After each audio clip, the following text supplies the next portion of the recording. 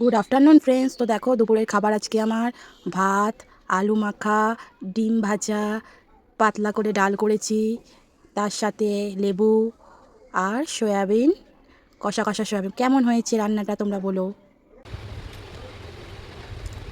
আলু মাখা ডিম ভাজা হলে ভাত খাওয়া যাবে।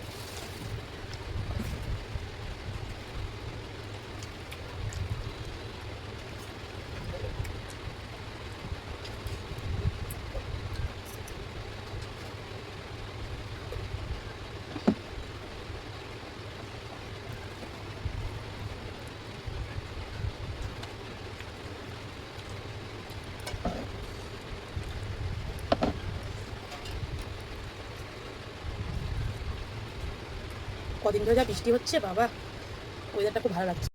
তো আমার খাবার ফিনিশ। তোমার যদি ভালো লাগে কমেন্ট করো, কমেন্ট করে শেয়ার করে দিও, আর পাশে থেকো। টাটা, সবাই ভালো থেকো, পরের ভিডিও নিয়ে আসবো আবার।